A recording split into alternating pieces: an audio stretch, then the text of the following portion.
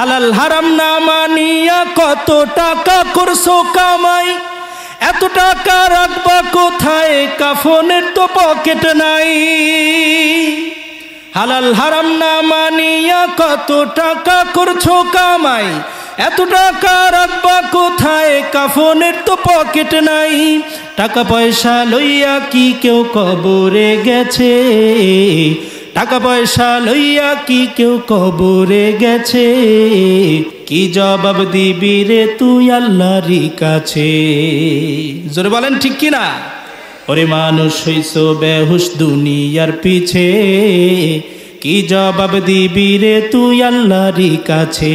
হায় কি জবাব দিবি রে তুই আল্লাহর কাছে। রাতে দিনে দৌড়া দৌড়ি বিশ্রামেরও সুযোগটা নাই, হালাল হারাম দূরের কথা আল্লাহর নামটাও মুখে নাই। রাতে দিনে দৌড়া দৌড়ি বিশ্রামেরও সুযোগটা নাই, নামাজ কালাম দূরের কথা আল্লাহর নামটাও মুখে নাই। মরণকালে টাকা কি কারো সঙ্গেতে গেছে, কি জবাব দিবি রে তুই আল্লাহর কাছে। হায় কি জবাব দিবি রে তুই আল্লাহর কাছে। জোরে বলেন ঠিক কিনা? আল্লাহ রাব্বুল আলামিন বলেন, লাহা মা কাসাবাত ওয়া আলাইহা মাকতাসাবাত। আল্লাহ রাব্বুল আলামিন বলেন, দুনিয়াতে বান্দা যেই নেক আমল অর্জন করবে সেই নেক আমল তার সাথে যাবে। নেক আমলের ক্ষেত্রে আল্লাহ বললেন কাসাবাত, আর বদ আমলের ক্ষেত্রে আল্লাহ পাক বললেন ইকতাসাবাত। আপনারা একটু জবাব দিয়ে বলেন, কাসাবাত সহজ না ইকতাসাবাত সহজ? কাসাবাত সহজ না? আল্লাহ পাক কোরআনে বলতেছেন জান্নাতে যাওয়া সহজ, জাহান্নামে যাওয়া কঠিন। এখন আসেন প্রমাণটা নিয়ে নেন। মনে করেন আপনার মদ খেতে মনে চেয়েছে, জুয়া খেলতে মনে চেয়েছে, শয়তান আপনাকে ওয়াসওয়াসা দিছে, আপনি কিন্তু বাড়িতে বসে বসে মদ পাবেন না। জোরে বলেন কথা ঠিক কিনা? বাড়িতে বসে বসে আপনি কিন্তু জুয়া খেলতে পারবেন না। এক নম্বরে মদ যদি আপনি খেতে চান, পকেটের টাকা খরচ করে মদের বারে যেতে হবে, সেখানে গিয়ে মদ কিনতে হবে, এরপরে খেতে হবে। জুয়া যদি খেলতে চান, আগে আপনার পকেটের টাকা খরচ করতে হবে, কষ্ট করে জুয়ার আড্ডায় যেতে হবে, এরপরে খেলতে হবে। জোরে বলেন ঠিক কিনা? তার মানে হলো গুনাহের কাজে কষ্ট আছে, পয়সাও খরচ হয়। জোরে বলেন ঠিক কিনা? এই যে মাহফিল আপনি আমি বসেছি, মাহফিল থেকে বাড়িতে যাওয়ার পরে আপনি যদি চিন্তা করেন বাড়িতে আমি এখন ঘুমায় পড়ব, ফজরের ওয়াক্ত তো 5টার পরে আসে, আধা ঘন্টা আগে আমি ঘুম থেকে উঠব, অল্প একটু কষ্ট আপনার হবে। পানি দিয়া ওযু করে 2 রাকাত 4 রাকাত নামাজ আপনি পড়বেন। আল্লাহ রাব্বুল আলামিন বলেন, বান্দা যত নামাজ পড়তে থাকবে তত বেশি আমি আল্লাহর কাছে আসতে থাকবে। আল্লাহ বলেন, ওয়াসজুদ ওয়াকতারিব, সিজদা দাও, আমি আল্লাহর কাছে আসো। সুবহানাল্লাহ। তাহলে বোঝা গেল নেকের কাজ করলে সামান্য কষ্ট হবে কিন্তু কোনো পয়সা খরচ হবে না। জোরে বলেন ঠিক কিনা? তার মানে বোঝা যায় আপনি আমি যদি নবীজির ফর্মুলায় আসতে পারি, জান্নাতে যাওয়া সহজ, বরং জাহান্নামে যাওয়াই কঠিন। আমার ভাইয়েরা, এজন্য সেই রাসূলের অনুসরণ করা জীবনের প্রতিটি ক্ষেত্রে আপনার আমার দরকার আছে না নাই? আজকে পবিত্র কোরআনুল কারীম থেকে একটা প্রেসক্রিপশন আমি আপনাদেরকে দিব, পড়েন ইনশাআল্লাহ। ডাক্তারের কাছে যখন আপনারা রোগের জন্য যান, ডাক্তার তার ডাক্তারি বিদ্যা থেকে, বই থেকে একটা প্রেসক্রিপশন আপনাকে লিখে দেয়, সেটা অনুযায়ী ঔষধ সেবন করেন, আপনার রোগ ভালো হয়। জোরে বলেন কথা ঠিক কিনা? আমাদের ঈমানের মধ্যে অনেক রোগ আছে, আছে না নাই? এই রোগ দূর করতে হলে মেডিসিন নিতে হবে আল্লাহর কোরআন থেকে। জোরে বলেন ঠিক কিনা? দুনিয়ার যত সমস্যা আছে, পারিবারিক সমস্যা, রাষ্ট্রীয় সমস্যা, সামাজিক সমস্যা, আন্তর্জাতিক সমস্যা, সমস্ত সমস্যার সমাধান আল্লাহ রাব্বুল আলামিন 30 পারা কোরআনের মধ্যে দিয়ে দিয়েছেন। জোরে বলেন ঠিক কিনা? সমাধান চাও যদি জীবনে মরণে, ফিরে যাও খোঁজে নাও চোখ রাখো কোরআনে। সমাধান, জোরে বলেন ঠিক কিনা? সমাধান চাও যদি জীবনে মরণে, ফিরে যাও খোঁজে নাও চোখ রাখো কোরআনে। তবেই পাবে সুখ শান্তির ঠিকানা, তবেই পাবে সুখ শান্তির ঠিকানা, যদি মেনে নাও তুমি মনে প্রাণে। সমাধান এ যে চির অম্লান চির মুক্তির ডাক, এ যে মহাবাণী খোদার কালামে পাক। ঠিক না? এ যে চির অম্লান চির মুক্তির ডাক, এ যে মহাবাণী খোদার কালামে পাক। এই দুনিয়া আর সেই দুনিয়া, এই দুনিয়া আর সেই দুনিয়া, মুক্তি পাবে তুমি দো জাহানে। সমাধান এ বাণী সকলের নয় শুধু মুমিনের, যারাই মানবে তাকে ফল পাবে কোরআনের। এ বাণী সকলের নয় শুধু মুমিনের, যারাই মানবে তাকে ফল পাবে কোরআনের। ঘরেই বলো কিবা রাষ্ট্রে বলো, ঘরেই বলো কিবা রাষ্ট্রে বলো, অশান্তি দূর করে শান্তি আনে সমাধান। জোরে বলেন ঠিক কিনা? সমস্ত কিছুর সমাধান আল্লাহ রাব্বুল আলামিন এই কোরআনের মধ্যে দিয়ে রেখেছেন। পড়েন সুবহানাল্লাহ।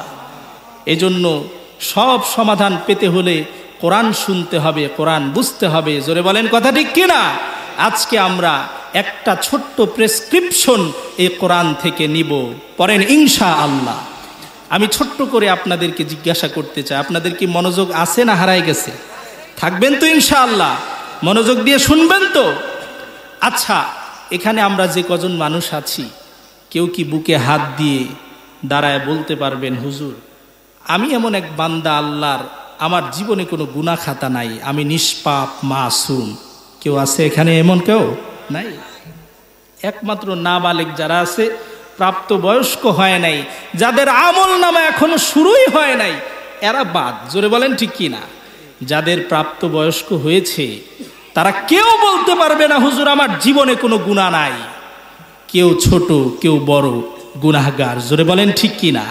কারো গুনাহের পরিমাণ বেশি, কারো গুনাহের পরিমাণ কম।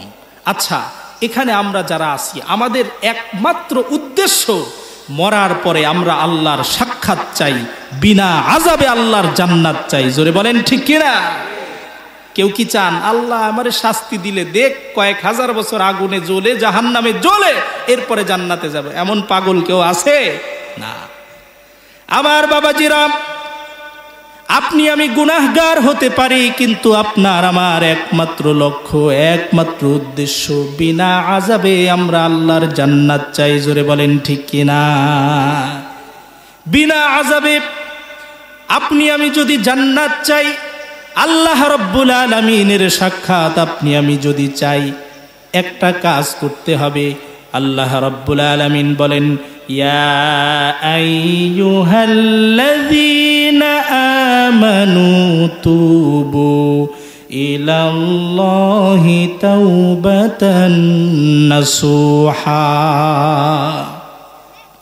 আল্লাহ রাব্বুল আলামিন বলেন, ও দুনিয়ার ইমানদারেরা, আল্লাহর সাক্ষাৎ যদি তোমরা চাও, আল্লাহর জান্নাতে বিনা আযাবে যদি তোমরা প্রবেশ করতে চাও, একটা কাজ তোমাদের করতে হবে, তওবায়ে নাসুহা করতে হবে, একনিষ্ঠ তওবা করতে হবে।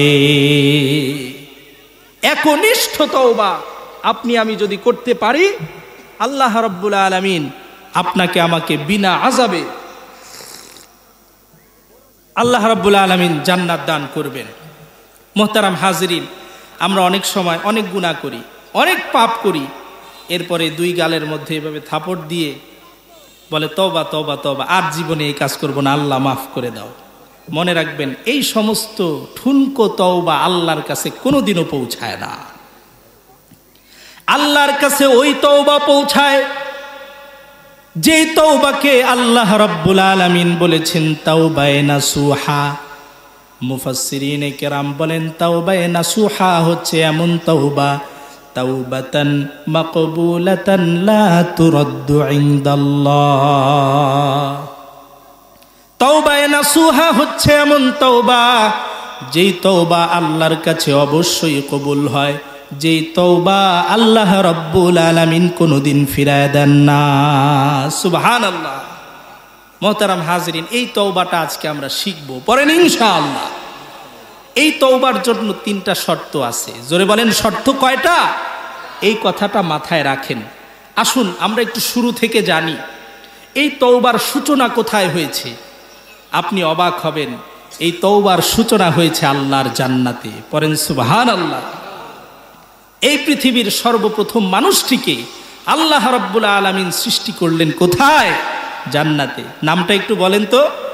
আদম আলাইহিস সালাম। আল্লাহ রাব্বুল আলামিন হযরতে আদম আলাইহিস সালাতু ওয়াস সালামকে জান্নাতের মধ্যে আল্লাহ পাক সৃষ্টি করলেন। আল্লাহ রাব্বুল আলামিন সমস্ত ফেরেশতাদেরকে নির্দেশ দিয়ে বললেন উসজুদু লি আদম, ও আমার ফেরেশতারা তোমরা সবাই আমার আদমকে সিজদা করো। সব ফেরেশতারা সিজদা করেছি ইল্লা ইবলিস, ফেরেশতাদের সরদার, ফেরেশতাদের নেতা, তৎকালীন নাম ছিল আজাজিল।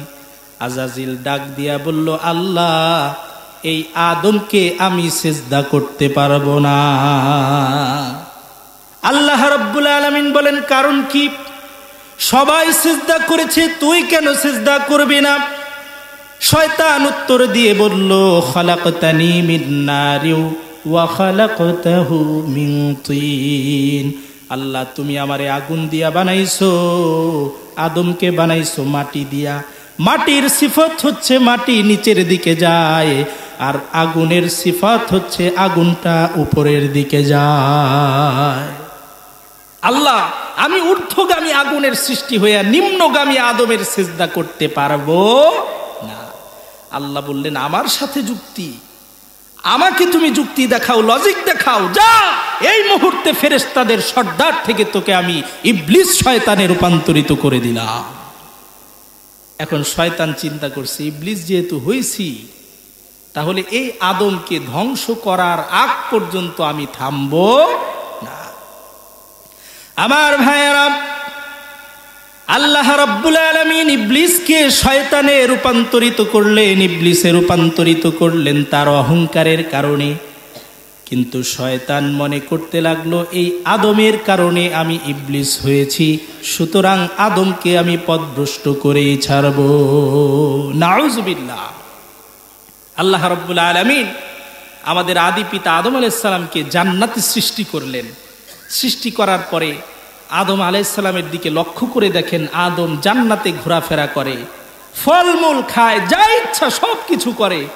আল্লাহ দেখলেন আদমকে বড় একা একা লাগে, আদমের একজন সঙ্গিনী দরকার। জোরে বলেন দরকার আছে না নাই? মানুষ কিন্তু একটা সময় পরে আর একা থাকতে পারে না। জোরে বলেন ঠিক কি না?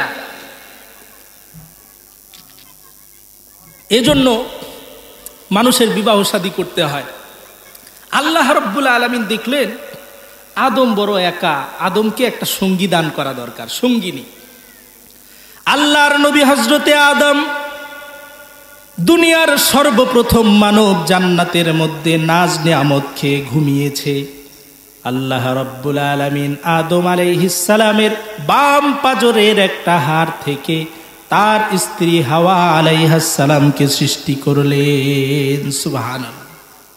থেকে আদম আলাইহিস সালাম জাগ্রত হয়েছেন, পাশের দিকে তাকায় দেখেন এত সুন্দরী, এত রূপসী একজন রমণী তার পাশে উপস্থিত, ভরা যৌবনা রমণী।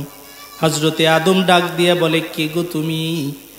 মা হাওয়া আলাইহিস সালাম ডাক দিয়া বলে, আল্লাহ রাব্বুল আলামিন আমাকে আপনার মনোরঞ্জনের জন্য বানাইছেন। সুবহানাল্লাহ। মোহতারাম হাজরিন, এই পৃথিবীতে যত সুন্দরী নারী আছে এদের মধ্যে সর্বশ্রেষ্ঠ সুন্দরী ছিলেন কয়েকজন নারী। তাদের মধ্যে একজন ছিলেন আমাদের সবার মা হাওয়া আলাইহিস সালাম, একজন ছিলেন আসিয়া আলাইহিস সালাম ফেরাউনের স্ত্রী মোহতারাম হাজরিন, আরেকজন ছিলেন ইব্রাহিম নবীর স্ত্রী হযরত সারা আলাইহিস সালাম, এবং আরেকজন ছিলেন আমাদের নবীর কলিজার টুকরা মেয়ে কন্যা হযরত ফাতেমাতুজ জোহরা রাদিয়াল্লাহু তাআলা আনহা। এরা ছিলেন পৃথিবীর সবচাইতে সুন্দরী রমণী। মোহতারাম হাজরিন, দুনিয়াতে এখন যে সমস্ত নায়িকাদেরকে যুবক দেখে, এই সমস্ত নায়িকার চেহারা তাদের কাছে কিছুই না। এত সুন্দর করে আল্লাহ পাক তাদেরকে বানাইছিলেন। আমার ভাই মুফতি আমির হামজা তিনি এই ব্যাখ্যা দিতে গিয়া বিপদে পড়ে গেছে। এই ব্যাখ্যা বোঝাতে গিয়া আলোচনার মধ্যে একটা উদাহরণ টেনেছে। ওই ইউটিউবাররা এটারে কেটে কুটে এমনভাবে উপস্থাপন করছে মনে হয় যেন উনি ওই নায়িকাকে দেখার জন্য বলছে। আসলে বিষয়টা তা না।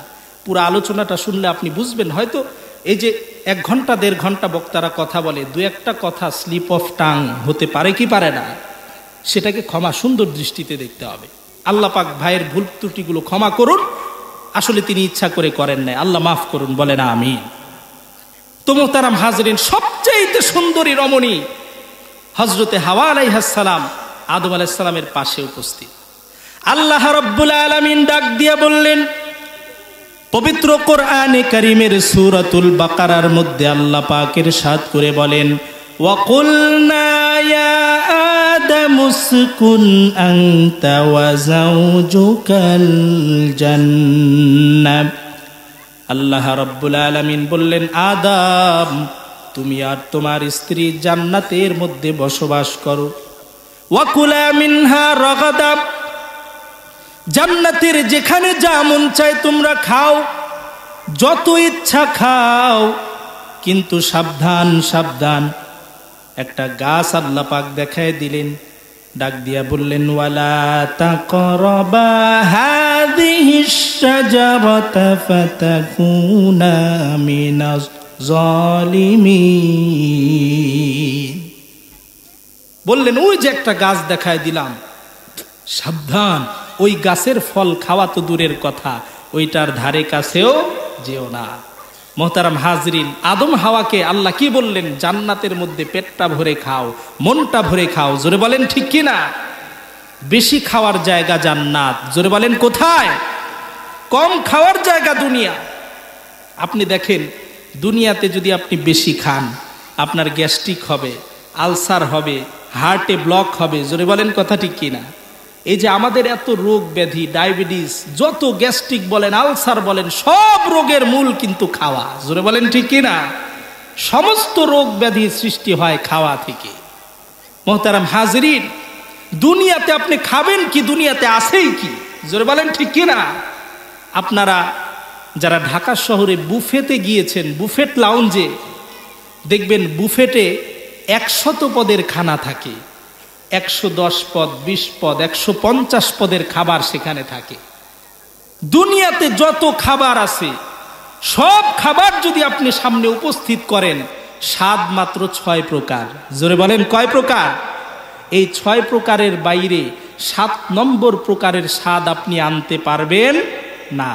মিলায় নেন, টক, ঝাল, মিষ্টি, তেতো, ন্যানো, পানসা। এই 6 প্রকারের বাইরে 7 নম্বর প্রকার কোন স্বাদ দুনিয়াতে আছে? জোরে বলেন আছে? নাই। আল্লাহ রাব্বুল আলামিন আপনার আমার মুখের মধ্যে যে জিহ্বাটা দিয়েছেন, বিজ্ঞান গবেষণা করে দেখেছে আপনার আমার এক একটা জিহ্বার মধ্যে আল্লাহ রাব্বুল আলামিন 10,000 টেস্টিং বাড সৃষ্টি করে দিয়েছেন। তার মানে এই জিহ্বা দিয়ে 10,000 রকমের খাওয়া, 10,000 রকমের স্বাদ আস্বাদন করার ক্ষমতা আল্লাহ জিহ্বায় দিয়েছে। সুবহানাল্লাহ। এখন বলতে পারেন হুজুর কই 10,000 টেস্টিং বাড যদি জিহ্বায় থাকে 10,000 রকমের স্বাদ তো পাই না। আমার ভাইয়েরা, এই স্বাদ তো দুনিয়ার জন্য না, এই স্বাদ তো জান্নাতের জন্য আল্লাহ সৃষ্টি করেছেন। আপনি আমি যদি দুনিয়াতে নেকি কামাই করে আল্লাহর সন্তুষ্টি অর্জন করে জান্নাতে যেতে পারি, আল্লাহ রাব্বুল আলামিনের জান্নাতের মধ্যে এই জিহ্বা দিয়া হাজার হাজার রকমের টেস্ট আমরা করতে পারবো। জোরে বলেন ঠিক কিনা? মোহতারাম হাজরিন, দুনিয়াতে আপনি যত বেশি খাবেন আপনার রোগ হবে। জোরে বলেন ঠিক কিনা? আপনি অবাক হবেন, আপনি যদি রাসূলুল্লাহ সাল্লাল্লাহু আলাইহি সাল্লামের সুন্নতের অনুসরণ করেন, জীবনে আপনার কোনো রোগ আপনাকে স্পর্শ করতে পারবে না। সবচাইতে বেশি রোগ হয় বেশি খাওয়ার কারণে। আপনি দেখবেন বল্টু চৌধুরী বিয়ের দাওয়াত পাইছে, 500 টাকা দিয়ে বিয়ে বাড়িতে ঢুকে 3 প্লেট পোলাও, 4টা রোস্ট, 2 বাটি গরুর গোশত। জোরে বলেন কথা ঠিক কিনা? খাইতে খাইতে একেবারে গলার নলি পর্যন্ত খাইছে। বের হওয়ার পরে সল্টু ভল্টুরে জিগায়, কি ব্যাপার, কেমন খাইছো? কয় পেটটা বেশি ভালো না, এজন্য অল্প খাইছি। পেট যদি ভালো থাকতো তাহলে যে কি গজব করতো আল্লাহই জানে। জোরে বলেন ঠিক কিনা? এত বেশি খাইলে রোগ তো হবেই। আল্লাহর নবী বিশ্ব নবী বলেন, ও আমার উম্মতেরা, খাবার যখন তোমরা খাও, খাবারের সুন্নত তরিকা হচ্ছে পাকস্থলীর 3 ভাগের 1 ভাগ খাবার দিয়া ভরো, 1 ভাগ পানি দিয়া ভরো, আর 1 ভাগ খালি রাখো। সুবহানাল্লাহ। এই সিস্টেম যদি আপনি অ্যাপ্লাই করতে পারেন, জীবনে আপনার রোগ হবে না। আবার দেখেন, বর্তমানে যাদের ডায়াবেটিস হয়, ডাক্তার কিন্তু বলে রাতের খাবারটা আগে খাবেন। জোরে বলেন ঠিক কিনা? যত তাড়াতাড়ি সম্ভব রাতের খাবার খাবেন। অথচ এই ফর্মুলা ডাক্তার তো বের করছে আজকে, অথচ আল্লাহর নবী বিশ্ব নবী মুহাম্মদুর রাসূলুল্লাহ সাল্লাল্লাহু আলাইহি ওয়াসাল্লাম 1450 বছর আগে এই ফর্মুলা হাদিসের মধ্যে বলে গেছেন। সুবহানাল্লাহ। আল্লাহর নবী বিশ্ব নবী হাদিসের মধ্যে বলেন, ইদা জাআল ইশা ওয়াল আশা ফাবদাউ বিল আশা। আমার ভাইয়েরা, এশা মানে হচ্ছে যে নামাজ আমরা কিছুক্ষণ আগে পড়লাম, এশার নামাজ। আশা মানে হচ্ছে রাতের খাবার। নবীজি বলেন, এশা আর আশা, এশার আগে যদি রাতের খাবার উপস্থিত হয়ে যায়, আগে রাতের খাবার খাও, এরপরে এশার নামাজে যাও। সুবহানাল্লাহ। কত সুন্দর ফর্মুলা রাসূল শিখায় গেছেন। এজন্যই তো আমি আপনাদেরকে বলতেছি, রাসূলের অনুসরণ যদি জীবনের প্রতিটি ক্ষেত্রে করা যায়, শুধু রাষ্ট্রীয় জীবনে নয়, সামাজিক জীবনে নয়, ব্যক্তি জীবনে সর্বোচ্চ ভালো এবং সুস্থ থাকা যাবে। জোরে বলেন ঠিক কিনা? আমার ভাইয়ারা, আমার বাবাজিরা, যে কথা বলছিলাম মনে আছে তো? আদম আলাইহিস সালামকে আল্লাহ রাব্বুল আলামিন বললেন, আদম, জান্নাতের মধ্যে যা ইচ্ছা তুমি খাও, যেখানে ইচ্ছা তুমি যাও, কিন্তু ওই গাছটার ফল খাওয়া তো দূরের কথা, ওই গাছের ধারে কাছেও কিন্তু যেও না। এবার শয়তান টার্গেট করছে, ওইটাই তারে খাওয়াইতে হবে। বলেন নাউজুবিল্লাহ। আদম আলাইহিস সালামের কাছে এসে শয়তান আদমকে ওয়াসওয়াসা দেয়, ধোঁকা দেয়, বলে, আদম, ওই গাছের ফল যদি একবার খাও, সারা জীবনের জন্য, চিরকালের জন্য জান্নাতের মধ্যে তুমি স্থায়ী হয়ে যাবা। ফল যদি না খাও, তাহলে আল্লাহ পাক কিছুদিন পরে তোমাদেরকে দুনিয়ায় পাঠায় দিবে। আদম আলাইহিস সালাম, তিনি তো শুধু একজন মানুষ নন, তিনি তো আল্লাহর একজন নবীও। জোরে বলেন ঠিক কিনা? আদম বললেন, আল্লাহ যেটা নিষেধ করেছে ওই কাজ করতে বলতে পারে একমাত্র ইবলিস, শয়তান। সুবহানাল্লাহ। আদম আলাইহিস সালামকে ধোঁকা দিতে পারলো না। আমার ভাইরা, এবার ইবলিস টার্গেট করছে হাওয়া আলাইহিস সালামকে। দেখবেন মা বোনরা কিন্তু অনেক সরল সহজ হয়, সামান্যতেই একজন আরেকজনকে বিশ্বাস করে ফেলে। জোরে বলেন ঠিক কিনা? এখন পৃথিবীর সর্বপ্রথম নারী শয়তান তার কাছে গেছে, ডাক দিয়া বলতেছি, হাওয়া, তুমি আর তোমার স্বামী কি আল্লাহর এই জান্নাতের মধ্যে চিরকাল থাকতে চাও কিনা? হাওয়া বললেন, অবশ্যই থাকতে চাই। যেই জান্নাতে এত সুখ, কোনো কিছু চাওয়ার আগেই মনের মধ্যে উদয় হলে উপস্থিত হয়ে যায়। সুবহানাল্লাহ। সেই জান্নাতে তো থাকতেই চাই। বলে, এই জান্নাতে যদি থাকতে চাও তাহলে একটা কথা জেনে রাখো, আল্লাহ রাব্বুল আলামিন তিনি সিদ্ধান্ত নিয়েছেন কিছুদিন পরে এই জান্নাত থেকে তোমাদেরকে দুনিয়ায় পাঠায় দিবে। কয় বলো কি, দুনিয়া আবার কোন জায়গা? শয়তান বলতেছে দুনিয়া কিন্তু এত শান্তির জায়গা না। শীতের দিনে কনকনে শীত, কষ্ট, গরমের দিনে গরমের তাপে কষ্ট, নিজের রোজগার করে খেতে হয়, নিজের ফসল ফলায় খেতে হয়, এরপরে সাপ বিচ্ছু বিভিন্ন ভয়ানক প্রাণী তো আছেই। এবার হাওয়া আলাইহিস সালাম বড় ভয় পেয়ে গেছে। কয় কি, হায় হায়, তাহলে তো ওখানে আমি যেতে চাই না। কয় জানোনি, ওইখানে যদি না যেতে চাও, যদি এই জান্নাতে চিরস্থায়ী হতে চাও, ওই যে যেই গাছের ফল খেতে আল্লাহ নিষেধ করছে ওই ফল খাবা, আল্লাহ তোমারে চিরস্থায়ী বানায় দিবে। বলেন নাউজুবিল্লাহ। শয়তান হযরতে হাওয়াকে ফুসলাইছে, হযরতে হাওয়া আলাইহিস সালামকে ফুসলায়া ফাসলায়া নিষিদ্ধ গাছের ফল খাওয়ায় দিছে। এবার শয়তান বলতেছে তুমি তো খাইছো, জান্নাতে তুমি একা থেকে যাবা, তোমার স্বামী আদমকে আল্লাহ দুনিয়াতে পাঠায় দিবে। বলে এখন করণীয় কি?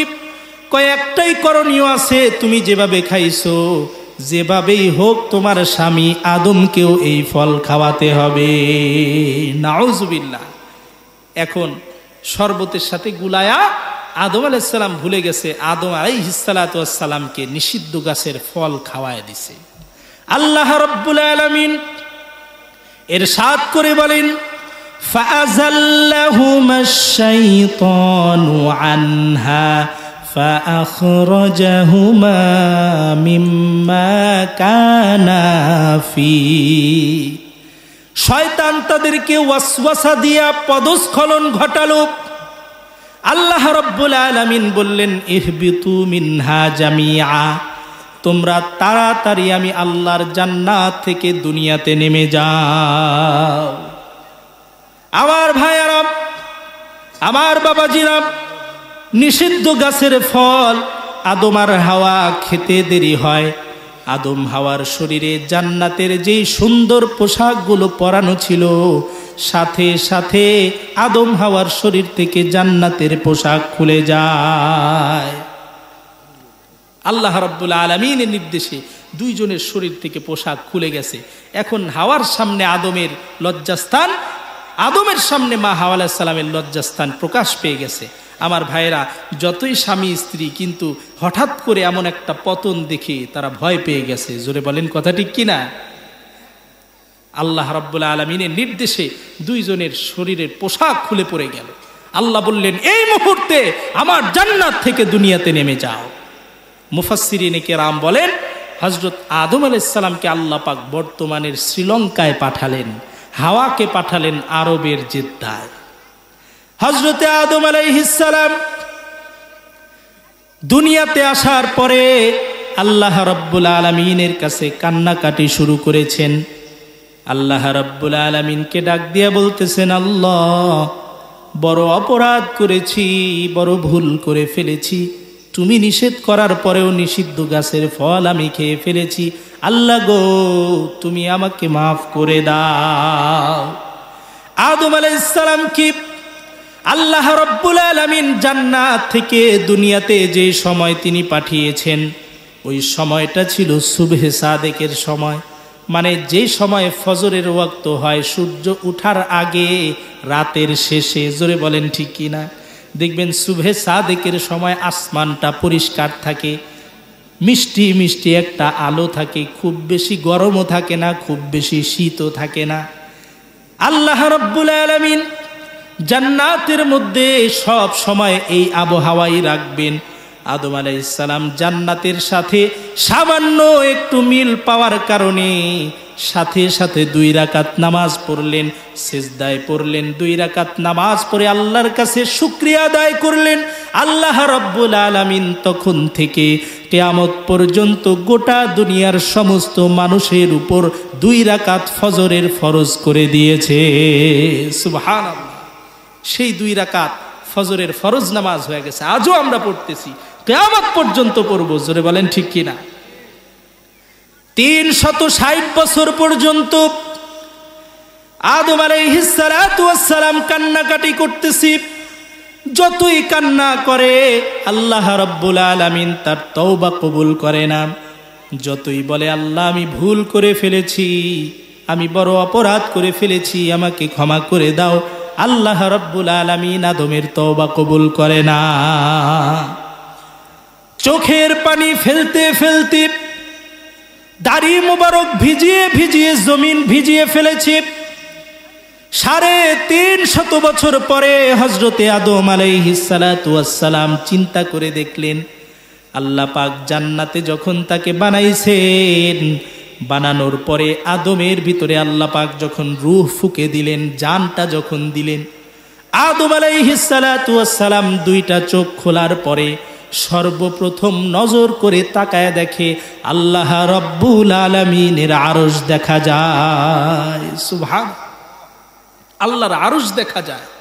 আদম আলাইহিস সালাম চিন্তা করলেন, আরশের উপরে আমি আল্লাহর নামের সাথে একটা নাম দেখেছিলাম, লা ইলাহা ইল্লাল্লাহ মুহাম্মাদুর রাসূলুল্লাহ সাল্লাল্লাহু আলাইহি ওয়াসাল্লাম। এবার হযরতে আদম আল্লাহকে ডাক দিয়ে বললেন, আল্লাহ আপনি আমাকে সৃষ্টি করার পরে সর্বপ্রথম জান্নাতের মধ্যে যখন আমার ভেতরে রূহ ফুঁকে দিয়েছেন, আপনার আরশের উপরে আপনার নামের সাথে একটা নাম আমি দেখতে পেয়েছি। জানি না এই ব্যক্তি কে, এই ব্যক্তি কখন দুনিয়াতে আসবে। আল্লাহ গো, যেহেতু আপনার নামের সাথে তার নাম আপনি স্থাপন করেছেন, তার মানে সে আপনার খুব প্রিয়। সেই নামের ওসিলায় আপনি আমি আদমকে ক্ষমা করে দেন। সুবহানাল্লাহ। মুহতারাম হাজরিন, আমার আপনার নবী আসছেন সবার শেষে, জোরে বলেন ঠিক কিনা? অথচ আল্লাহর নবী হাদিসের মধ্যে বলেন, আনা মুহাম্মাদুন নাবিয়্যুন ওয়া কানা আদামু বাইনাল মাই ওয়াত তিন। আমি মুহাম্মদ তখন থেকে নবী যখন আদম পানি আর মাটির মধ্যে গড়াগড়ি খাচ্ছিল। সুবহানাল্লাহ। আল্লাহ পাক আদমকে যখন সৃষ্টিও করেন নাই আমার ভাইরা, তখন থেকে আল্লাহ পাক আপনার আমার নবীকে নবী বানায়া রাখছেন। সুবহানাল্লাহ।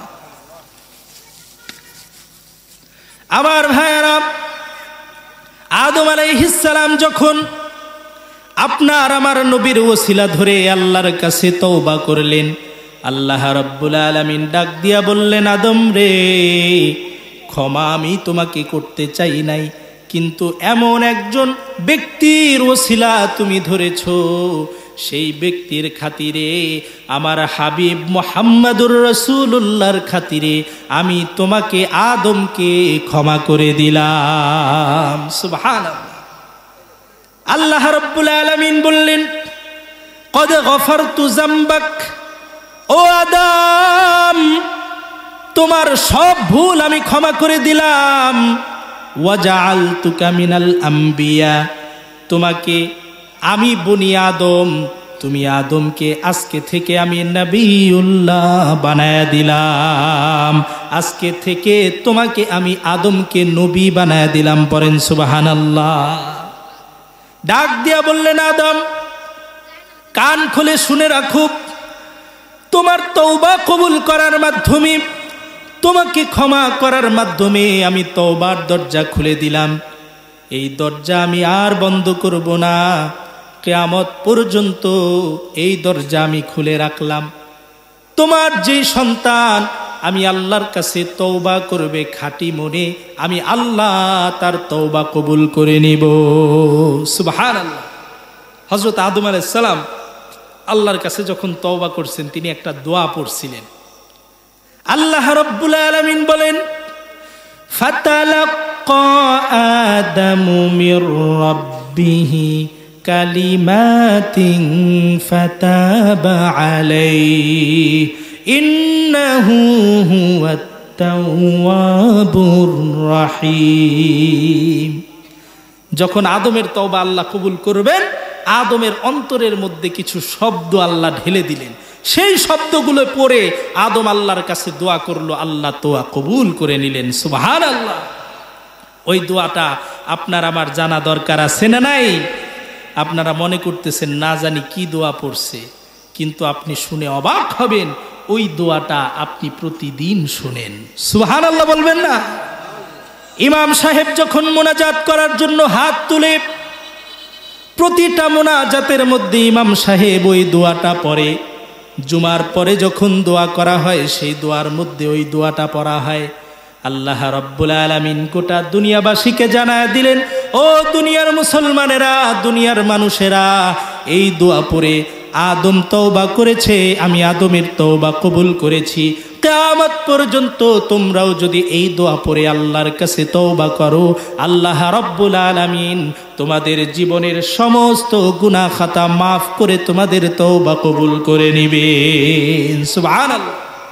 সেই দোয়াটা আল্লাহ পাক কোরআনের আরেক জায়গায় বলে দিচ্ছেন। আল্লাহ রাব্বুল আলামিন বলেন, আদম আল্লাহর কাছে দোয়া করলো এই দোয়া পড়ে, রব্বানা যালামনা আনফুসানা ওয়া ইল্লাম তাগফির লানা ওয়া তারহামনা লানাকুনান্না মিনাল খাসিরিন। জোরে বলেন আল্লাহু আকবার। সবাই একটু আমার সাথে দোয়াটা পড়েন। রব্বানা যালামনা আনফুসানা ওয়া ইল্লাম তাগফির লানা ওয়া তারহামনা লানাকুনান্না মিনাল খাসিরিন। যখনই আল্লাহর কাছে দোয়া করবেন দুই হাত তুলে অবশ্যই এই দোয়াটা পড়বেন। রব্বানা যালামনা আনফুসানা ওয়া ইল্লাম তাগফির লানা ওয়া তারহামনা লানাকুনান্না মিনাল খাসিরিন। জীবনের সব গুনাহ ক্ষমা হয়ে যাবে। একটু লক্ষ্য করে দেখেন কত সুন্দর অর্থ। রব্বানা, হে আমার রব, হে আমার প্রতিপালক, যালামনা আনফুসানা, আমি নিজের উপর জুলুম করেছি, ওয়া ইল্লাম তাগফির লানা, আপনি যদি আমাকে ক্ষমা না করেন, লানাকুনান্না মিনাল খাসিরিন, আমি তো ক্ষতিগ্রস্তদের অন্তর্ভুক্ত হয়ে যাব। সুবহানাল্লাহ। আদম আলাইহিস সালাম আল্লাহ রাব্বুল আলামিনের কাছে তওবা করলেন। আল্লাহ রাব্বুল আলামিন আদমের তওবা কবুল করলেন। আদমের পরে অসংখ্য অগণিত নবী দুনিয়াতে এসেছে। প্রত্যেক নবীর যুগে তওবার সিস্টেম ছিল বড় কঠিন। কোন নবীর যুগে সর্বোচ্চ তওবা কবুল হতো 7 বার। 7 বারের উপরে তওবা করলে আর তওবা কবুল হবে না, আল্লাহ আযাব দিয়ে দিবেন। আবার কোন কোন নবীর যুগে এত কঠিন নিয়ম ছিল, শরীরের কোথাও যদি নাপাক জায়গায়, কোনো জায়গায় যদি নাপাক লাগতো, ওই জায়গাটা কেটে ফেলে দিতে হতো। চিন্তা করছেন এই অবস্থা যদি আমাদের সময় থাকতো কি অবস্থা আমাদের হইতো? একমাত্র বিশ্ব নবী, শেষ নবী, আপনার আমার নবীর খাতিরে আল্লাহ রাব্বুল আলামিন আপনার আমার জন্য সহজ তওবার ব্যবস্থা করে দিলেন। 1 বার নয়, 2 বার নয়, 100 বার যদি আপনি তওবা করার পরে তওবা ভঙ্গ করেন, এরপরেও যদি আপনি তওবা আল্লাহর কাছে করতে পারেন, আল্লাহ রাব্বুল আলামিন আপনার জীবনের সমস্ত গুনাহ খাতা মাফ করে আপনার তওবা কবুল করবেন। সুবহানাল্লাহ।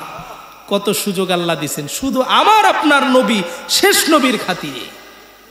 মুহতারাম হাজিরিন, এজন্য এই তওবায়ে নাসুহা, এই তওবায়ে নাসুহা যদি আপনি আমি করতে চাই 3টা শর্ত পালন করতে হবে। মনে আছে নাকি? শুরুতে বলছিলাম 3টা শর্ত যদি পালন করতে পারি গো, আপনার আমার তওবা আল্লাহর কাছে কবুল হবে।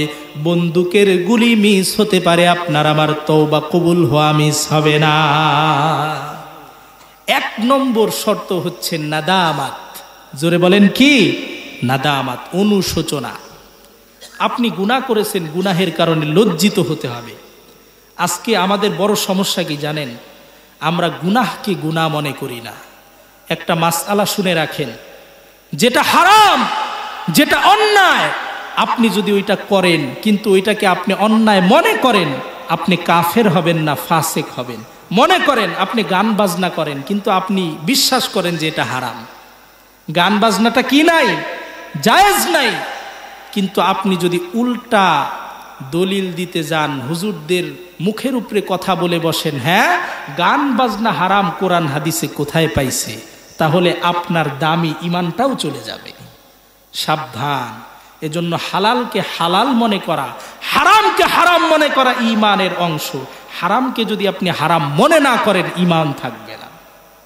আমার ভাইয়েরা, অনেক মুসলমানেরা আছে নামাজ পড়ে না, কিন্তু তার মনের মধ্যে এই অনুশোচনা আছে, আমি যে নামাজ পড়তেছি না, আমি অন্যায় করতেছি। জোরে বলেন ঠিক কিনা?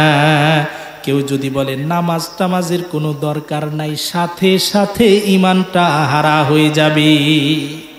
দেখবেন কত সুন্দর করে ওরা বলে, কোন কিতাবে লেখা আছে গো হারাম বাজনা গান।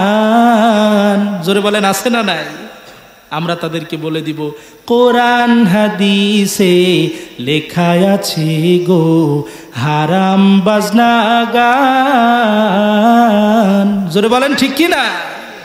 সেদিকে আমি যাব না। অসংখ্য অগণিত দলিল আছে। ভাইরা আমার, যে কথা বললাম, আমাদের সবচাইতে বড় সমস্যা গুনাহের কারণে যে অনুতপ্ত হওয়া, অনুশোচনা হওয়া, এটা আপনার আমার মধ্যে নাই। জোরে বলেন ঠিক কিনা? ভাইরা আমার, আপনি আমি কত গুনাহ করছি। আল্লাহর নবী, বিশ্ব নবী বলেন, লাউ বালাগাত যুনুবুকা আনানাস সামা সুম্মা আস্তাগফারতানি লাগফারতু লাক। আল্লাহর নবী বলেন, আল্লাহর কোন বান্দা গুনাহ করতে করতে তার গুনাহ জমতে জমতে যদি আসমানের মেঘমালা পর্যন্ত চলে যায়, এরপরেও যদি সে আমি আল্লাহর কাছে তওবায়ে নাসুহা করতে পারে, আমি আল্লাহ আসমানের মেঘমালা সমান গুনাহ আমি তার আমল নামায় যত আছে সব কিছু মুছে দিয়ে তাকে পাক সাফ বানায় দিব। সুবহানাল্লাহ। নিরাশ হওয়া যাবে মুসলমান? নিরাশ হওয়ার কোনো কারণ নাই। আপনি আর কত গুনাহ করছেন। ইমামে আজম আবু হানিফা রহমতুল্লাহ আলাইহির কাছে এক লোক আসছে, আয়েশা বলতেছে, হুজুর, আমার এক পরিচিত জন এত বড় গুনাহ করছে, আমার মনে হয় তার জাহান্নাম ছাড়া কোনো উপায় নাই। ইমাম সাহেব বললেন, কি গুনাহ করছে? বলে, নিজের মায়ের সাথে জিনা করছে। বলেন নাউজুবিল্লাহ। এত বড় পাপী এখানে কেউ আছে? এখানে কেন, পুরা নবাবগঞ্জের মধ্যে একজনও নাই। আমি বিশ্বাস করি আমাদের বাংলাদেশে এরকম পাপী কেউ নাই। বলে নিজের মায়ের সাথে জিনা করেছে। শুধু এখানেই নয়, নিজের মায়ের সাথে জিনা করার পরে নিজের মাকে হত্যা করেছে।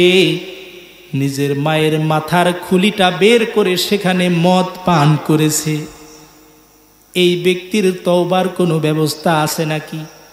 বলে, ডাক দিয়া বলে, ইমাম সাহেব, এই লোক এখন আল্লাহর কাছে যেতে চায়, আল্লাহর কাছে গুনাহ মাফ চায়। ইমামে আজম আবু হানিফা রহমতুল্লাহি আলাইহি ডাক দিয়া বলেন, এত বড় গুনাহগার, সেও যদি আল্লাহর কাছে তওবার মতো তওবা করতে পারে, আল্লাহ রব্বুল আলামিন, এত বড় দয়ার সাগর আল্লাহ রব্বুল আলামিন তার জীবনের সমস্ত গুনাহ খাতা মাফ করে তাকে পাক সাফ করে দিবে। সুবহানাল্লাহ। এত বড় গুনাহগার যদি হতাশ না হয়, আপনার আমার হতাশ হওয়ার কোনো কারণ আছে? লা তাকনাতু মির রাহমাতিল্লাহ। আল্লাহ বলছেন, আল্লাহর রহমত থেকে কি হয়ো না, নিরাশ হয়ো না। আমার ভাইয়েরা, তাফসীরে কবীরের মধ্যে আল্লামা ফখরুদ্দিন রাজি রহমতুল্লাহ আলাইহি লেখেন, আপনার গুনাহের কারণে আপনার অনুশোচনা হলো কি হলো না, এটার প্রমাণ কি? শুকনা কাঠের মধ্যে আগুন জ্বালায় দিলে যেমনি ভাবে শুকনা কাঠ থেকে ধোঁয়া বের হতে থাকে, আপনি যখন অনুশোচনার আগুনে নিজের জীবনের গুনাহগুলোকে জ্বালায় দিবেন, পুড়ায় দিবেন, আপনার চোখটা বেয়ে বেয়ে টপ টপ করে পানি পড়তে থাকবে। আপনার তওবার অনুশোচনা, অনুতপ্ত আপনি হয়েছেন কিনা, এটা তখন বোঝা যাবে যখন আপনার চোখের পানি বের হবে। আর ভাইয়েরা, সামান্য একটু গুনাহের কারণে কেমন তওবা করেছেন সাহাবায়ে কেরাম। একটা হাদিস শোনাই আপনাদেরকে। আল্লাহর নবীর জামাতা, নবীজির চাচতো ভাই হযরতে আলী রাদিয়াল্লাহু তাআলা আনহু থেকে বর্ণিত। হযরতে আলী রাদিয়াল্লাহু তাআলা আনহু বলেন, লাম্মা আখান নবী সাল্লাল্লাহু আলাইহি ওয়াসাল্লাম বাইনাল আনসার ওয়া বাইনাল মুহাজিরিন। আল্লাহ রাব্বুল আলামিনের নবী যখন হিজরতের পরে মদিনা শরীফে যাওয়ার পরে আনসার আর মুহাজিরদের মধ্যে ভ্রাতৃত্বের বন্ধন করে দিলেন। আখা বাইনা সাঈদ ইবনে আব্দুর রহমান ওয়া সালাবা আল আনসারী, সাঈদ ইবনে আব্দুর রহমানের সাথে সালাবা আনসারী দুইজনের ভ্রাতৃত্বের বন্ধন করে দিলেন। এটা আবার কেমন?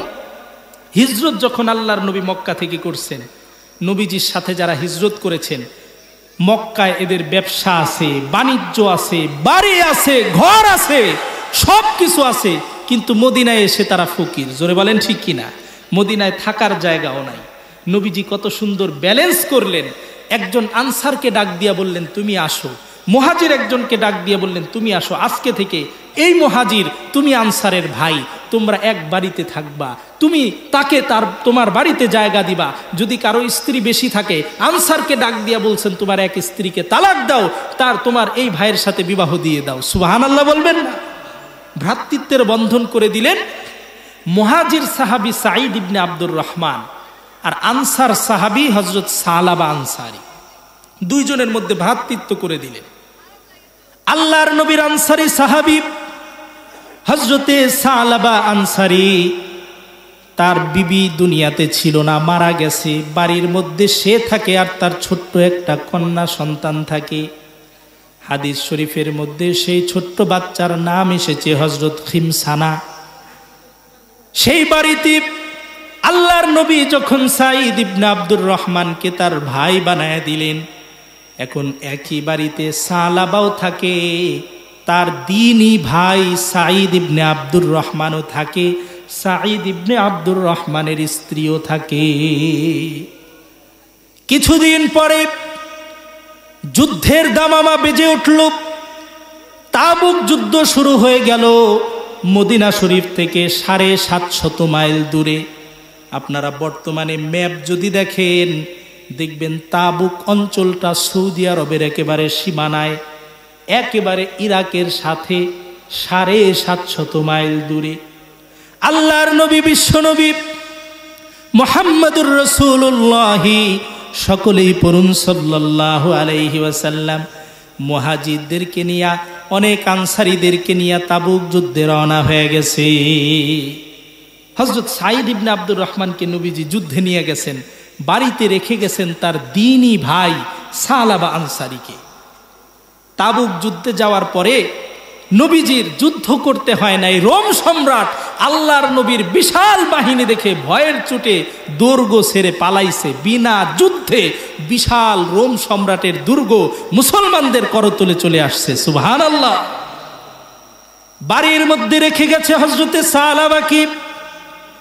মদিনার মধ্যে কোনো সাহাবী নাই, আল্লাহর নবী নাই, আবু বকর নাই, ওমর নাই, ওসমান নাই, আলী নাই, বড় বড় যত সাহাবী আছে সবাই নবীজির সাথে যুদ্ধে চলে গেছে। শয়তান হযরতে সালাবার মনের মধ্যে ওয়াসওয়াসা দিয়া ডাক দিয়া বলল, সালাবারে, মদিনার মধ্যে একজন মানুষও নাই, তোর বাড়ির ভিতরে তোর ভাইয়ের স্ত্রী সাঈদ ইবনে আব্দুর রহমানের স্ত্রী একা। তুই যদি এখন চাস তোর ভাইয়ের স্ত্রীর সাথে যে কোনো কিছু করতে পারিস, তোকে বাধা দিবে, তোকে দেখবে, তোকে ধরবে, এমন কোনো মানুষ মদিনায় নাই। এমন ওয়াসওয়াসা সালাবাকে দিছে। সালাবা আনসারী শয়তানের ওয়াসওয়াসায় পড়ে শয়তান বলল, সালাবারে, বাড়ির পর্দাটা একটু সরায়া ভিতরের দিকে নজর করে তাকায়া দেখ, তোর ভাইয়ের স্ত্রী সাধারণ কোনো মহিলা না রে, এত সুন্দরী মহিলা এই গোটা আরবের মধ্যে, এত সুন্দরী মহিলা আর দ্বিতীয়টা নাই। হাদিস শরীফের মধ্যে আসছে হযরতে সালাবা আনসারীর স্ত্রী ছিল ওয়াকানাত ইমরাআতান জামিলাতান, প্রচন্ড সুন্দরী মহিলা ছিল হযরতে সাঈদ ইবনে আব্দুর রহমানের স্ত্রী। সালাবাকে শয়তান বলল, সালাবারে, বাড়ির পর্দাটা সরায়া একটু ভিতরে তাকায়া দেখ, কত সুন্দরী মহিলা তোর জন্য রেডি হয়ে আছে। তোর তো বউ নাই, তুই ইচ্ছা করলে স্ত্রীর সাথে যা করিস, তুই জোর করে হলেও তার সাথে সেটা করতে পারবি। বলেন নাউজুবিল্লাহ। শয়তানের ওয়াসওয়াসায় পড়ে গেছে। যুবক সাহাবী যৌবনের তাড়না তো প্রত্যেকটা মানুষের মধ্যে আল্লাহ পাক দিয়েছে, জোরে বলেন ঠিক কিনা। পর্দাটা সরায়া হযরতে সাঈদ ইবনে আব্দুর রহমানের স্ত্রীর দিকে নজর করে তাকাইছে। তাকায় দেখে এত সুন্দরী মহিলা, জীবনে কোনোদিন এত সুন্দর নারী দেখি নাই। সালাবা আনসারী একটা দৌড় দিয়া বাড়ির ভিতরে ঢুকে গেছে। বাড়ির ভিতরে গিয়া সাঈদ ইবনে আব্দুর রহমানের স্ত্রীর হাতটা এভাবে চাপ দিয়া ধরছে। এবার সাঈদ ইবনে আব্দুর রহমানের স্ত্রী ডাক দিয়া বলে, সালাবা রে, ইত্তাকিল্লাহ ইত্তাকিল্লাহ, মা হাফিজতা হুরমাতা আখিকাল গাজী ফি সাবিলিল্লাহ। ডাক দিয়া বলে, ও সালাবা, আল্লাহকে ভয় করো, আল্লাহকে ভয় করো। মদিনার মধ্যে আল্লাহর নবী নাই, মদিনার মধ্যে হযরতে আবু বকর নাই, ওমর নাই, ওসমান নাই, আলী নাই। হযরতে নবীজির চেহারা, নবীজির চোখ তুমি ফাঁকি দিতেছো, আবু বকরের চোখ তুমি ফাঁকি দিতেছো, ওমরের চোখ তুমি ফাঁকি দিতেছো। কিন্তু আরশে আজিম থেকে একজন রব আছেন, তিনি তার কুদরতি নজর ফাঁকি দেওয়ার কোনো উপায় নাই। আল্লাহকে ভয় করো। মা হাফিজতা হুরমাতা আখিকাল গাজী ফি সাবিলিল্লাহ। ও সালাবা, তুমি তোমার একজন গাজী ভাই যে আল্লাহর নবীর সাথে যুদ্ধে গিয়েছে, তার স্ত্রীর সম্ভ্রম, তার স্ত্রীর সম্মান হেফাজতের দায়িত্ব তোমার। তুমি তো তার স্ত্রীর সম্মান হেফাজত করতে পারতেছ না। সামান্য এতটুকু কথা হযরতে সালাবা আনসারীর কলিজার মধ্যে আল্লাহর এমন ভয়, আল্লাহর ভয়ের এমন ঢেউ সৃষ্টি করে দিয়েছে। হযরতে সালাবা আনসারী সাথে সাথে স্ত্রীর হাত ছেড়ে দিয়েছে। সাঈদ ইবনে আব্দুর রহমানের স্ত্রীর হাতটা ঝটকা মেরে ছেড়ে দিয়ে একটা দৌড় দিয়ে বাড়ি থেকে বের হয়ে গেছে। আল্লাহর ভয়ে শরীরটা থরথর করে কাঁপতেছি। ডাক দিয়ে বলে, হায় হায়, কি করলাম আমি, কত বড় অপরাধ আমি করলাম। আমার দ্বীনী ভাই আল্লাহর নবীর সাথে যুদ্ধে গিয়েছে, তার স্ত্রীর সম্ভ্রম আমি রক্ষা করতে পারলাম না, আমি খেয়ানত করে ফেললাম। ডাক দিয়া বলতেছে, ইলাহি, আল্লাহ গো, আংতা আংতা ওয়া আনা আনা, আংতাল আওয়াদু বিল মাগফিরা ওয়া আনাল আওয়াদু বিজ্জুনুব। ডাক দিয়া বলতেছে, আল্লাহ গো, আমি তো তোমার এমন এক অধম, এমন এক নালায়েক বান্দা, আমি বারবার গুনাহ করে ফেলি, কিন্তু তুমি তো আমার এমন রব, তুমি তো আমার এমন ইলা, আমি বারবার গুনাহ করার পরেও তুমি আমাকে ক্ষমা করে দাও।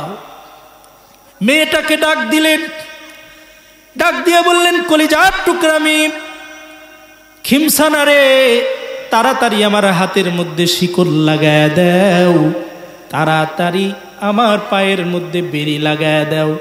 যতক্ষণ পর্যন্ত আল্লাহ রাব্বুল আলামিনের পক্ষ থেকে আমি সালাবার তওবা কবুলের ঘোষণা না আসবে, আমি সালাবা নিজেকে এই অবস্থা থেকে মুক্ত করব না।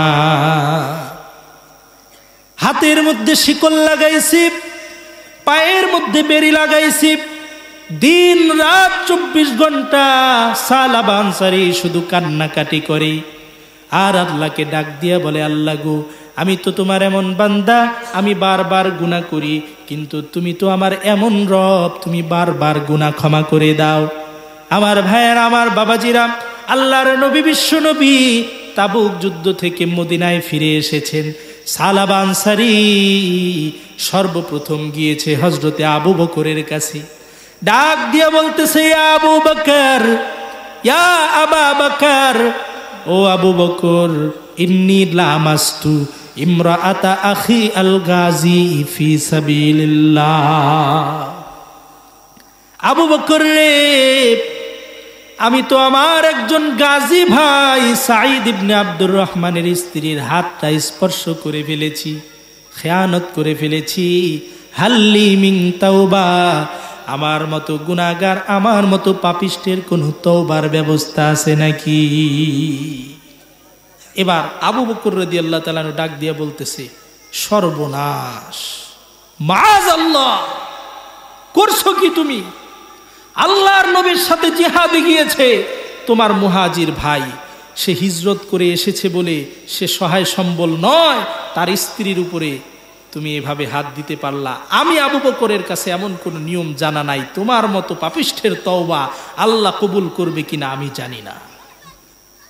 হযরতে সালাবা আনসারী হতাশ হয়ে গেল, কাঁদতে কাঁদতে দৌড়ে গেল হযরতে ওমরে ফারুকের কাছে, ডাক দিয়া বলে, ইয়া ওমর, ইন্নী লামাস্তু ইমরাআতা আখি আল গাজী ফি সাবিলিল্লাহ হাল্লি মিন তাওবা। ডাক দিয়া বলে, ইয়া ওমর, আমি তো আমার এক গাজী ভাই সাঈদ ইবনে আব্দুর রহমানের স্ত্রীর হাত স্পর্শ করেছি, তার সম্মান আমি হেফাজত করতে পারি নাই। হাল্লি মিন তাওবা, আমার মতো পাপিষ্টের জন্য কোন তওবার ব্যবস্থা আছে নাকি? চিন্তা করছেন কার কাছে গেছে? হযরতে ওমর। হযরতে ওমর কি আপনার আমার মতো সাধারণ মানুষ? না মিয়া, হযরতে ওমর ছিল রক্ত গরম। কেমন রক্ত গরম? এক লোক আল্লাহর নবীর কাছে বিচার নিয়ে গেছে। কি নিয়ে গেছে? বিচার নিয়ে গেছে। নবীরে বলছে, নবী এই অবস্থা, বিচার করে দেন। আল্লাহর নবী বিচার করে দিছে, ওই লোকের পছন্দ হয় নাই। বলেন নাউজুবিল্লাহ। চিন্তা করছে নবীর বিচার পছন্দ হয় নাই, চিন্তা করছে ওমর তো বড় তেজি মানুষ, ওমরের কাছে যাই, এই বিচারটা দিই। হযরতে ওমরের কাছে গেছি, ডাক দিয়ে বলে, ইয়া ওমর, একটা বিচার তুমি আমার করে দাও। বলে, আল্লাহর নবী দুনিয়ায় জীবিত থাকতে আমি ওমর বিচার কেন করব? নবীর কাছে যাও। ডাক দিয়া বলে, ওমর রে, নবীর কাছে গিয়েছিলাম কিন্তু নবীর বিচার আমার পছন্দ হয় নাই। হযরতে ওমর রাদিয়াল্লাহু আনহু বলল, দাঁড়া। হযরতে ওমর বাড়ির ভেতর থেকে নাঙ্গা তরবারিটা বের করে ঘাড়ের উপরে এমন জোরে এক কোপ দিছে, ঘাড় থেকে মাথাটা আলাদা করে ফেলেছে। ডাক দিয়া বলতেছে, দুনিয়াবাসী শুনে রাখো, যেই নরাধম, যেই নরপিচাসের কাছে আল্লাহর নবীর বিচার পছন্দ হয় না, আমি ওমরের কাছে তার বিচার এটাই। সুবহানাল্লাহ। সালাবা আনসারী কার কাছে আসছে? ওমরের কাছে আসছে বিচার নিয়ে। হযরতে ওমর যখন এই কথা শুনছে, সালাবা আনসারী যখন বলছে, ইন্নী লামাস্তু ইমরাতা আখি আল গাজী ফি সাবিলিল্লাহ, আল্লাহর রাস্তায় যুদ্ধে গেছে এমন এক সাহাবীর স্ত্রীর গায়ে আমি হাত দিয়েছি। হাল্লি মিন তাওবা, বিচার তো চায় নাই, বলছে তওবার কোনো ব্যবস্থা আছে নাকি?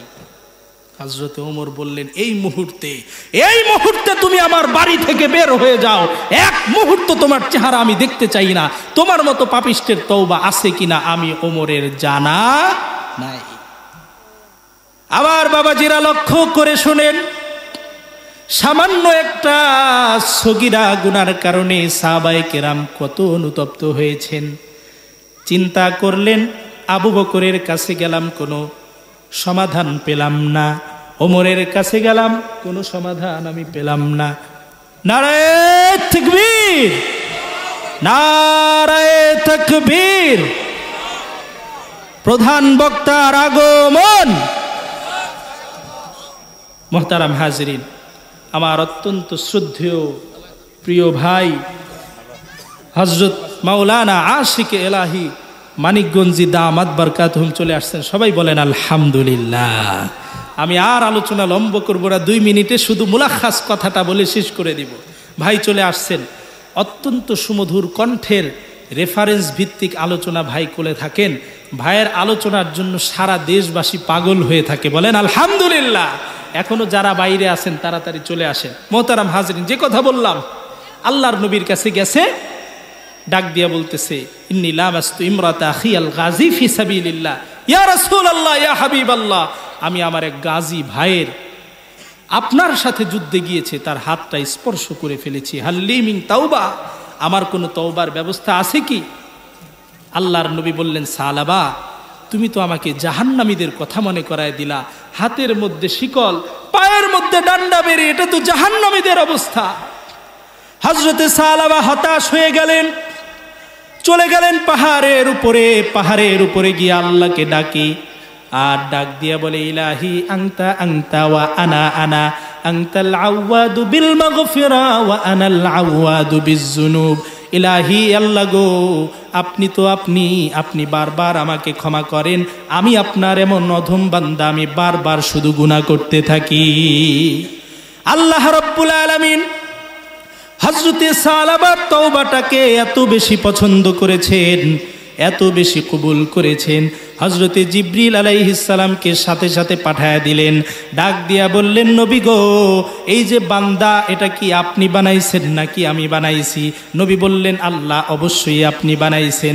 আল্লাহ রাব্বুল আলামিন বললেন, ওগো আমার নবী, তাড়াতাড়ি সালাবাকে ডাক দিয়া শোনায় দেন, সালাবার তওবা আমি কবুল করে তার জীবনের সমস্ত গুনাহ খাতা আমি মাফ করে দিয়েছি।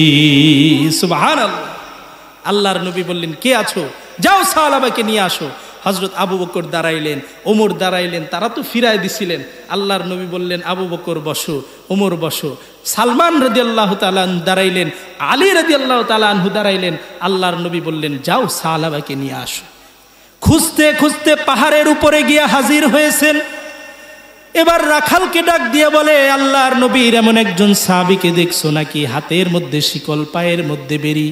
বলে একটু অপেক্ষা করেন, সূর্য ডুবার সময় যখন হবে রে, সূর্য ডুবার সময় আল্লাহর সেই বান্দা সাহাবী পাহাড়ের উপরে এসে হাজির হবে, সারা রাত নামাজ পড়বে, আল্লাহর কাছে কান্নাকাটি করে আল্লাহর কাছে মাফ চাইবে। সূর্য ডুবার সময় হয়ে গেছে। এবার হযরতে সালমান তাকায় দেখে সালাবা আনসারী কাঁদতে কাঁদতে, না খেয়ে থাকতে থাকতে পেটটা পিঠের সাথে লেগে গেছে। এবার ডাক দিয়ে বলে, সালাবা রে, তোমার জন্য সুসংবাদ আছে। আল্লাহর নবী, বিশ্ব নবী মুহাম্মদুর রাসূলুল্লাহ তোমাকে ডেকেছেন। হযরতে সালাবাকে ধরে হাত ধরাধরি করে নিয়ে মসজিদে নববীতে যতক্ষণে উপস্থিত হয়েছে, মাগরিবের নামাজ শুরু হয়ে গেছে। পিছনের কাতারে গিয়ে হযরতে সালাবা দাঁড়ায় গেছে। আল্লাহর নবী সূরাতুল ফাতিহার তেলাওয়াত শেষ করে আল্লাহর নবী তেলাওয়াত করতে লাগলেন, আল্লাকুমুত তাকাসুর হাত্তা যুরতুমুল মাকাবির। একটা আয়াত যখন আল্লাহর নবী তেলাওয়াত করেছেন, সালাবা এমন জোরে একটা চিৎকার দিয়েছে, হাত্তা যুরতুমুল মাকাবির বলার সাথে সাথে দ্বিতীয় একটা চিৎকার দিয়ে সালাবা মাটিতে লুটায় পড়েছে। নবীজি নামাজ শেষ হওয়ার পরে বললেন, সালমান রে, তাড়াতাড়ি দেখো সালাবার কি হলো, তার মাথার মধ্যে পানি ঢালো। হযরতে সালমান ডাক দিয়া বলে, ইয়া রাসূলুল্লাহ, ইয়া হাবিবাল্লাহ, মাথার মধ্যে পানি ঢেলে কোনো লাভ নাই। আপনার সালাবা তওবার আগুনে পুড়তে পুড়তে, জ্বলতে জ্বলতে দুনিয়া থেকে বিদায় গ্রহণ করে আল্লাহর জান্নাতের মেহমান হয়ে গেছে। সুবহানাল্লাহ। নবীজি বললেন, খুব সংক্ষেপ, জানাজার ব্যবস্থা করো। আমি নবী নিজে তার জানাজা পড়াবো। কাফন পরানো হলো, জানাজার ব্যবস্থা করা হলো। আল্লাহর নবী, বিশ্ব নবী সালাবার জানাজা পড়ালেন। হযরতে আলী, যিনি হাদিস বর্ণনা করেন, তিনি বললেন, ইয়া রাসূলুল্লাহ, ইয়া হাবিবাল্লাহ, জানাজার ইমামতি করার জন্য আপনি যখন সামনে যান, আমরা তাকায় দেখলাম আপনি পায়ের বৃদ্ধাঙ্গুলের উপর ভর করে হাঁটতেছেন, নিজের পায়ের তালু জমিনে লাগান নাই। কারণ কি? আল্লাহর নবী, বিশ্ব নবী ডাক দিয়া বলে, সালাবার তওবা আমার আল্লাহর কাছে এত বেশি পছন্দ হয়ে গেছে রে, আল্লাহ রাব্বুল আলামিন আসমানের সমস্ত দরজা খুলে দিছে। আসমান থেকে লক্ষ লক্ষ ফেরেশতারা সালাবার জানাজায় শরীক হয়েছে। মা কদারতু আন বাতিমা কদামাইয়া আন কাসরাতিল মালাইকা, ফেরেশতাদের আধিক্যের কারণে আমি নবী আমার পায়ের তালু জমিনে রাখার জায়গা পাই নাই। সুবহানাল্লাহ। মোহতারাম হাজরিন, এই হচ্ছে এক নম্বর শর্ত, অনুশোচনা। সাহাবী কেমন অনুশোচনা করছেন, আপনার আমার অনুশোচনা করতে হবে। 2 নম্বর, গুনাহ ছাড়তে হবে। গুনাহও করবেন, তওবাও করবেন, কবুল হবে না। সুদও খান, তওবাও করবেন, কবুল হবে না। 3 নম্বর, আইয়াজআমা আল্লাহ ইয়াউদা ফিহা আবাদা, দৃঢ় সংকল্প করেন, যতদিন বেঁচে আছি এই সুদ ছাড়লাম আর ধরবো না, ঘুষ ছাড়লাম আর ধরবো না, আগে নামাজ পড়তাম না, এখন থেকে নামাজ ধরলাম আর ছাড়বো না। সাথে সাথে মর্যাদা কেমন হবে? আল্লাহ পাক বলেন, ইল্লা মান তাবা ওয়া আমানা ওয়া আমিলা আমালান সালিহা ফাউলাইকা ইউবাদদিলুল্লাহু সাইয়্যাতিহিম হাসানাত। আল্লাহ রাব্বুল আলামিন বলেন, এই তিন শর্ত একত্রিত করে কেউ যদি তওবা করতে পারে, আল্লাহ রাব্বুল আলামিন তার তওবা এমনভাবে কবুল করবেন, তার জীবনের সমস্ত গুনাহগুলোকে নেকি দ্বারা পরিবর্তন করে তার আমলনামায় দিয়ে দিবে। সুবহানাল্লাহ। আল্লাহ রাব্বুল আলামিন আমাকে আপনাদের সকলকে খাঁটি তওবা করে আজকের এই মজলিস থেকে উঠার তৌফিক দান করেন, পড়েন আমিন। আল্লাহ পাক যেন তওবায়ে নাসুহা আমাদেরকে বেশি বেশি করার তৌফিক দান করেন, সকলেই পড়ি আমিন। ওয়া আখিরু দাওয়ানা আনিল হামদুলিল্লাহি রাব্বিল আলামিন।